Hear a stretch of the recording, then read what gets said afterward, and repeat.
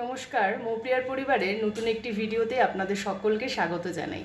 আশা করছি আপনারা সকলেই খুব ভালো আছেন। আজকে সকাল সকাল আমরা রেডি হয়ে গেছি। আমি পাপান যাচ্ছি আমরা মামাবাড়িতে। আজকে তো ভাইফোঁটা আছে। এখানে এসেই আগে বাজিগুলো দিদিভাইকে দেখিয়ে নিচ্ছে যেগুলো বিকেলে ফাটাবে। আর এই যে পাশে বড় মামি বসে আছে। কোথায় ছিলিস এতক্ষণ? সব দিদিদের পাত্তা নেই, সব ভাইরা চলে এসছে। হ্যাঁ এই তো সকালের এত সুন্দর একটা জলখাবার দিয়ে আমাদের দিনটা শুরু হলো। সব থেকে ছোট মেয়ে রেডি হয়ে গেছে। এই ফোটার মিষ্টি সাজানো চলছে এখন এখানে। দেখি খোল, কত রকমের মিষ্টি নিয়ে এসছিস। বাবা, প্রত্যেক বছর কিন্তু ওরা অনেক ধরনের মিষ্টি নিয়ে আসে, অনেক সুন্দর সুন্দর মিষ্টি। বাবা, এটা তো দারুণ। হ্যাঁ, কে বললো রে? দেখি, এই যে আদি খুব সুন্দর একটা পাঞ্জাবি পরেছে। এখানে এখন বিশাল রান্না বান্না চলছে। দিদি দাদা দুজনেই লেগে গেছে এখন রান্নায়, দেখছি। বাবা, এখানে এখন মটন ম্যারিনেশন হচ্ছে, দেখি। এই যে এখানে হচ্ছে এখন পেঁয়াজ ভাজে। পাপান আবার ড্রেস চেঞ্জ করে নিয়েছে, ফোটার জন্য আবার একটা নতুন ড্রেস পরে নিয়েছে।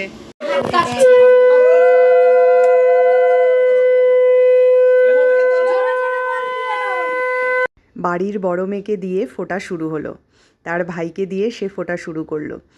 প্রত্যেক বছর না আমাদের এই দিনটার জন্য যেন ছোট বড় সবাই অপেক্ষা করে থাকে।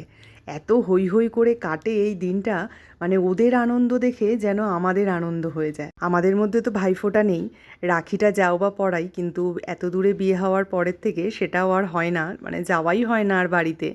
কিন্তু এই বিয়ের পর থেকে, মানে আমার ছেলের 5 বছরের পর থেকেই তো ফোঁটাটা চালু হয়েছে, কিন্তু তার আগে পর্যন্ত আমরা আসতাম। ছেলে ফোঁটা নিত না, কিন্তু এই অনুষ্ঠানগুলো কিন্তু আমরা অ্যাটেন্ড করতাম।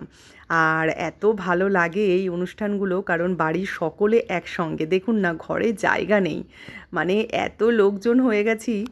আর এতগুলো দিদি বোন সবাই মিলে একসঙ্গে হয়ে সব ভাইদেরকে ফোঁটা দিতে গিয়ে এখানেই প্রায় ঘন্টা দুয়েক সময় চলে যায়। আর আমরা সবাই সমস্ত কাজ ফেলে দিয়ে তখন এইখানেই বসে থাকি তাদের আনন্দগুলো দেখার জন্য, কারণ এতটাই হৈ হৈ করে কাটে। এই যে দেখুন না, আমার ছেলেটা তো সমানে বক বক বক বক করেই যাচ্ছে। আর এ হলো আমাদের বাড়ির সবথেকে পুচকে সদস্য। ওর কিন্তু এই বছর থেকে প্রথম ফোঁটা হলো, মানে ওর 5 বছর হলো এবছর।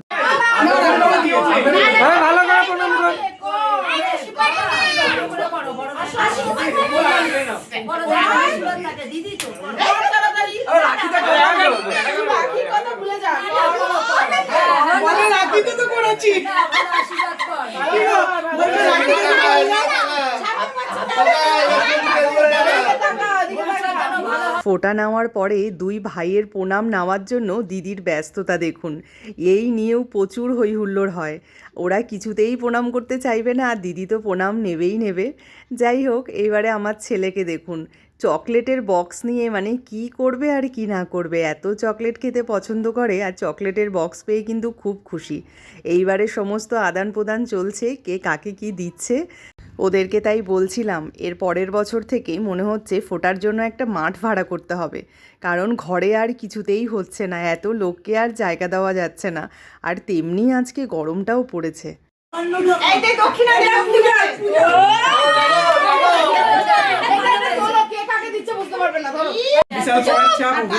এরা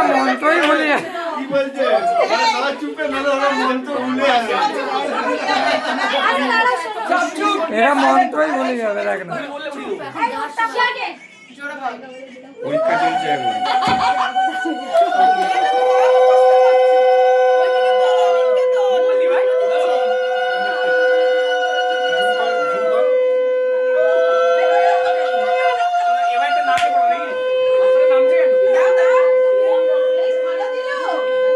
আমাদের বাড়ির জামাই এত সুন্দর উলুধ্বনি দিল, তাই বললাম এটাকে তাড়াতাড়ি ক্যামেরায় বন্দি করো। আর মাসি শাশুড়ি পাশ থেকে বলছে, তোরা এত হৈ হুল্লোড় করছিস, ওরা তো মন্ত্রই ভুলে যাবে। এই নিয়ে পুরো হাসাহাসি চলছে বাড়িতে। এবারে ফোঁটা দিচ্ছে মেজ দিদি, এরপরে আরও দুজন আছে। তাই সবাই বলছে তোরা এবারে তাড়াতাড়ি ফোঁটাটা দে, কারণ বাচ্চাগুলো তো এখনও কিছু খায়নি। ওরা আবার ফোঁটার দিনে এই নিয়মটা পালন করে, ওরা কিছু খায় না যতক্ষণ না ভাই দাদাদেরকে ফোঁটা দেবে, ততক্ষণ ওরা কেউ কিছু খেতে চায় না। ওদেরকে অনেকবার করে বলার পরেও ওরা খেতে চায় না। যাই হোক, বাচ্চারা যে নিয়মটা নিজের থেকে করবে সেটাই ভালো। আর এইদিকে দেখুন, এবারে ওদের টাকা পয়সা নিয়ে কিন্তু সমানে ঝগড়া চলেই যায়। আমরা যখন ছোট ছিলাম আর সবার বাড়িতে যখন দেখতাম ভাইফোঁটা হতো, তখন ঠাকুমাকে জিজ্ঞাসা করতাম, ঠাকুমা আমাদের মধ্যে কেন ভাইফোঁটা নেই, আমরা কেন দিতে পারি না? তখন ঠাকুমা বলেছিল যে আমাদের নিয়মে নেই। যাই হোক, তখন তো বুঝতাম না, তখন তার সঙ্গে তর্ক করতাম যে কেন নিয়মে নেই, কারণ সবাই ভাইফোঁটা দেয়।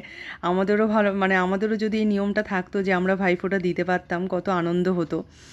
তখন মারা বলতো যে না, যার যেটা নিয়মে থাকে না সে সেটা করে না। তো সেই জন্যই আমাদের মধ্যে ভাইফোঁটাটা নেই। কিন্তু যখন সবার বাড়িতে ভাইফোঁটা হতো আর সবাই হই হুল্লোড় করতো, তখন আমাদের এত মন খারাপ হতো। কিন্তু যেই জিনিসগুলো আমরা বড়রা পাই না, সেগুলো বাচ্চাদের মধ্যে দিয়ে যখন দেখি, তখন কিন্তু আমাদের সমস্ত আক্ষেপগুলো পূরণ হয়ে যায়। যেরকম ছেলের জবের থেকে ফোঁটা চালু হয়েছে, তবের থেকে কিন্তু আমাদের খুব আনন্দ। কথা বলতে বলতে এদিকে শেষ দিদিরও কিন্তু ফোঁটা দেওয়া হয়ে গেল।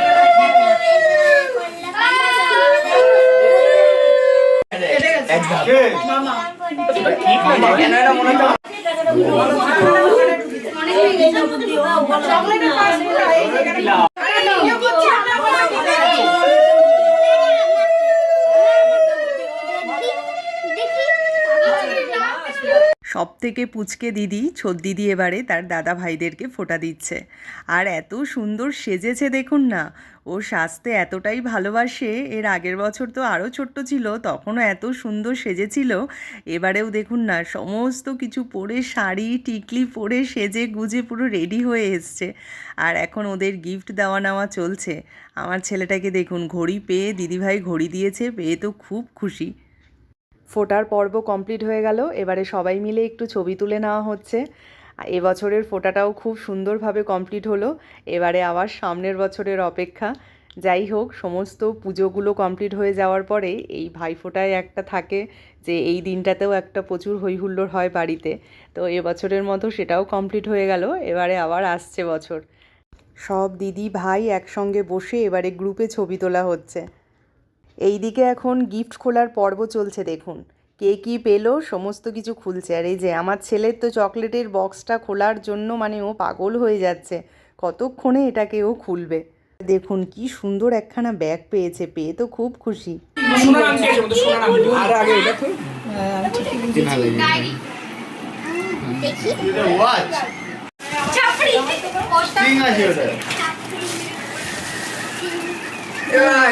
আমি তো খোলা গিফট দিয়েছি আগের থেকে।